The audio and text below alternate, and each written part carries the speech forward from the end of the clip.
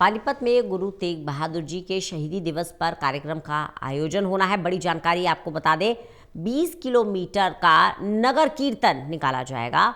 इसराना से पानीपत टोल तक ये नगर कीर्तन निकाला जाएगा। शाम 6:30 बजे से रात 8:30 बजे तक लाइट एंड साउंड शो रहेगा।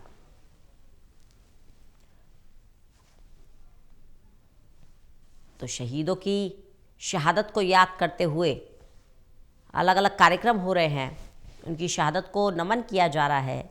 इसी कड़ी में आज एक और कार्यक्रम पानीपत में होगा। गुरु तेग बहादुर जी के शहीदी दिवस के उपलक्ष्य में ये कार्यक्रम आयोजित किया जा रहा है। नगर कीर्तन का आयोजन होगा और 20 किलोमीटर लंबा ये नगर कीर्तन होगा। लाइट एंड साउंड शो भी होगा, इसके लिए तैयारियां जोरों पर। शाम 6:30 बजे से रात 8:30 बजे तक लाइट एंड साउंड शो होगा।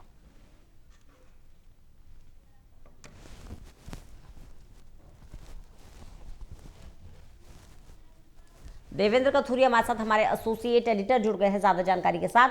देवेंद्र, क्या कार्यक्रम रहने वाला है आज पानीपत में?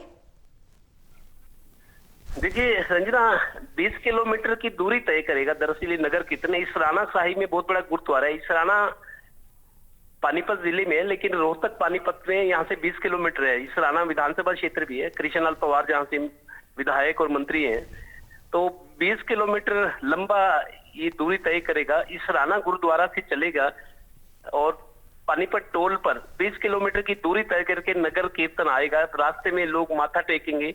आपको बता दूं, गुरु तेग बहादुर का 350वां शहीदी दिवस के उपलक्ष्य में हरियाणा गवर्नमेंट अपने खर्च पर बहुत बड़े कार्यक्रम आयोजित करी है और समापन इसका 25 तारीख को कुरुक्षेत्र में होगा। 1 नवंबर से कार्यक्रम चल रहे हैं।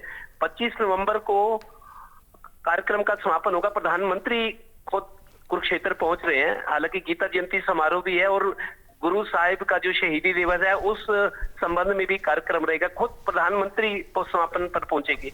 आपको बता दूं, गुरु तेग बहादुर ऐसे सिख गुरु रहे हैं जिन्होंने 3 पीढ़ियां हिंदू धर्म के लिए, मानवता के लिए और देश के लिए कुर्बान की थी। गुरु गोविंद सिंह 9वें गुरु थे। उनको दिल्ली में शहीद किया गया था, मुगलों ने उनको शहीद किया था। उसके बाद गुरु गोविंद सिंह उनके बेटे थे। गुरु गोविंद सिंह ने छोटी सी फौज थी 150-200 सिखों की, उन्होंने हजारों मुगलों से लड़ाई लड़ी। एक आदमी ने, उन्होंने तभी नारा दिया था, 1.25 लाख से 1 लड़ाऊं तबे गुरु गोविंद सिंह नाम कहाऊं। तो गुरु गोविंद सिंह थे, उनके बच्चे जो थे, 4 बच्चे, 2 चमकौर साहिब की जंग हुई थी, शहीद हो गए। 2 को जिंदा दफनाया गया था, मुगलों ने जिंदा दफना दिया था दीवार में, जहां सरिंद गुरुद्वारा है पंजाब में।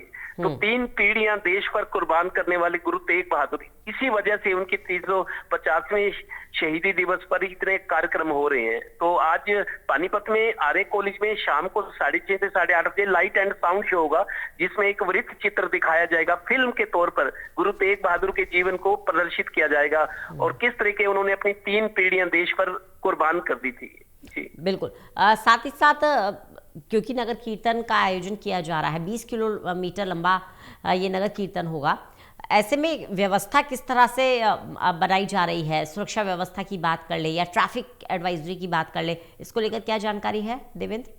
देखिए, ये हाईवे से इसराना दरअसल पानीपत रोहतक हाईवे पे है। हाईवे का इलाका है पूरा। गुरुद्वारा साहिब है, बहुत मान्यता है इसराना साहिब गुरुद्वारे में। बहुत दूर दूर से लोग आते हैं। वहाँ गुरु साहब भी आए थे कभी।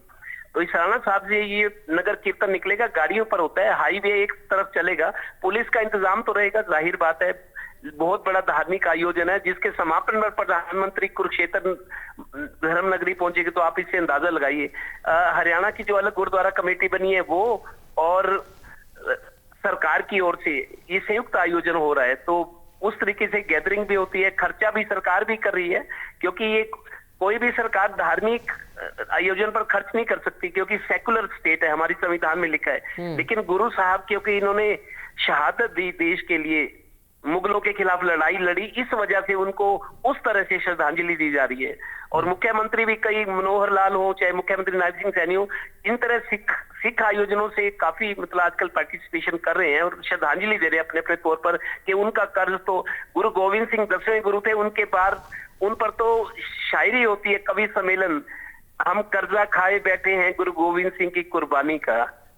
तो इस तरह के मतलब कवि सम्मेलनों में भी उनको श्रद्धांजलि दी जाती है इस तरह से। बिल्कुल। जी चलिए, बहुत बहुत शुक्रिया देवेंद्र इस जानकारी के लिए।